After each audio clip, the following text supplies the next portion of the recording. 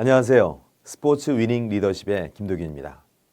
야구를 보다 보면 삼육죽 작전 코치의 몸동작이 매우 흥미롭습니다.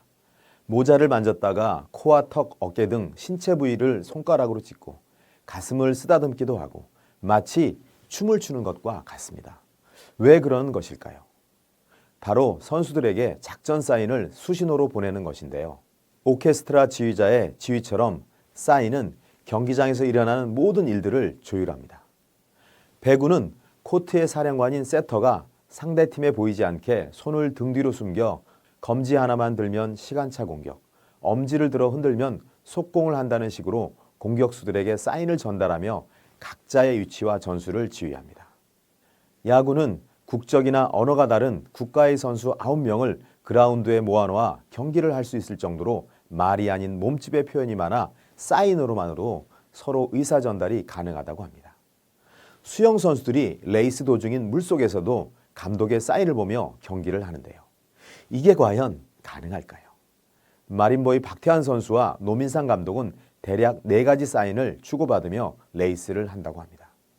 이처럼 스포츠는 사인으로 소통하고 움직이며 사인에 따라 웃고 울기도 합니다. 1982년 잠실구장에서 열린 세계 야구선수권 일본과의 결승전에서 한국이 1대2로 뒤지던 8회 1사 3루에서 타석에 들어선 김재박은 왼손으로 모자창을 만지고 있는 3루 코치석에 어우홍 감독을 힐끗 쳐다보았습니다. 스퀴즈 번트 사인이 있었는데요.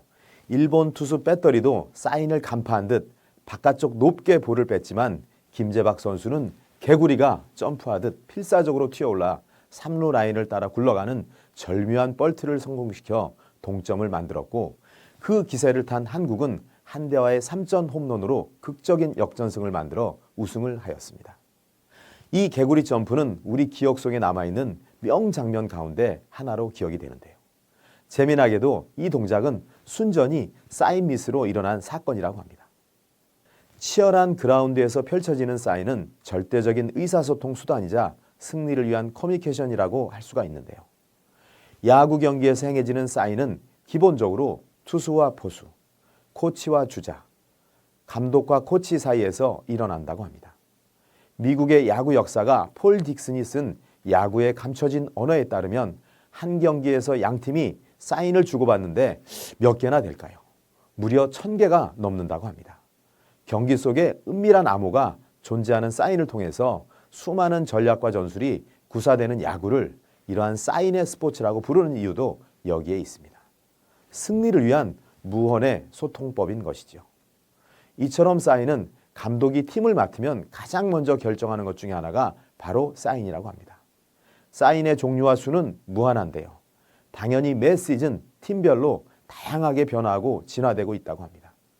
프로야구에서 가장 현란한 몸동작을 하는 이는 3루 주루 코치입니다. 특히 주자가 나가 있을 때는 타자에게 모자챙이나 귀나 코 그리고 어깨, 팔, 손 등 몸의 구석구석을 만지는 긴 수신호로 벤치의 작전을 전합니다. 때문에 감독은 가장 순간 판단력과 눈썰미가 뛰어난 코치를 발탁하여 사인을 전달합니다. 작전 코치는 스프링 캠프 때나 경기 당일 아침에 선수들에게 작전이 걸리는 포인트 동작을 손등은 번트고 팔뚝은 치고 달리고 어깨는 도루등 이러한 사인을 알려줍니다. 쉽게 말해 오늘 포인트가 모자라고 정하면 모자를 만진 직후에 이어지는 동작에 작전이 걸립니다. 모자가 키 사인이 되고 또 코를 만지는 것이 캔슬 사인이라면 아무리 많이 여기저기 만지고 박수를 치더라도 모자를 만지면 그것이 동작을 지시하는 것이고 코를 한번 만지면 그 전의 사인은 모두 캔슬이 되는 것이죠. 이처럼 교묘하게 팀원들끼리만 이해하고 만들어지는 사인은 여러 가지 동작이 합쳐져서 하나의 사인을 이루는 블록 사인이라든가 몸을 스치듯 내는 플래시 사인이라든가 또 특정 부위를 만지는 터치 사인 등으로 아주 다양한 동작들이 표현됩니다. 경기 중 벌어지는 이러한 사인은 기업으로 말하면 전략을 수행하는 중요한 명령이자 신호가 되는 것입니다. 이러다 보니 상대팀은 경기 중에 불을 켜고 사인의 의미를 알아내려고 하기 때문에 사인은 상대팀이 알아볼 수 없게 갈수록 다양하게 발전을 해나가고 있습니다. 또한 상대가 승부처에서 사인을 포착해 작전이 노출되면 승부에 결정적인 영향을 미치기도 합니다. 사인은 일종의 기업 비밀인 것이죠.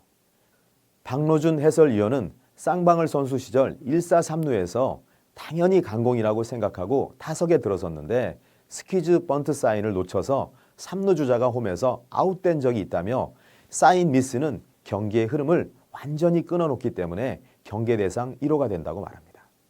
사인을 이해하지 못하는 선수는 징계나 벌금을 주고 또 심할 경우에는 아예 경기에 출장시키지 않는 경우도 있다고 합니다. 이처럼 서로 말이 통하지 않거나 뜻이 잘못 전달됐을 땐 큰 사고가 일어납니다. 이러다 보니 감독은 어렵지 않게 선수들이 잘 이해할 수 있도록 첫째는 자신들만의 언어를 사용해서 쉬워야 하고, 둘째는 단순하지 않아 상대팀의 노출이 안 되어야 하고, 셋째는 자주 바꿀 수 있는 것이 아닌 팀만의 독특한 동작으로 만들어져야 하고, 그렇기 때문에 사인을 제대로 만들어 지시하는 것은 감독이나 코치들의 변함없는 숙제가 되는 것입니다. 승부의 세계에선 좋든 싫든 감독과 선수가 한마음이 되지 못하면 그 팀은 결코 승리를 할 수가 없습니다. 말 한마디보다 강한 손짓인 수신호는 긴급한 상황에서 성공과 실패를 좌우합니다. 감독은 선수의 마음을 낚아야 하고 선수는 감독의 뜻을 제대로 읽어야만 합니다. 여러분 조직은 어떠한 사인을 가지고 계십니까?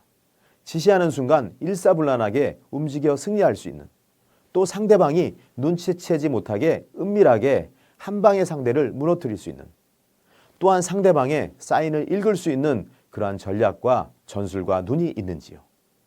동작보다 의미를 전달하는 것이 바로 사인의 가장 중요한 목적이 되는 것입니다. 리더로서 멋진 사인으로 여러분 팀에 또 활력을 불어넣는 여러분만의 방법을 찾는 그러한 리더가 되기를 바랍니다. 감사합니다.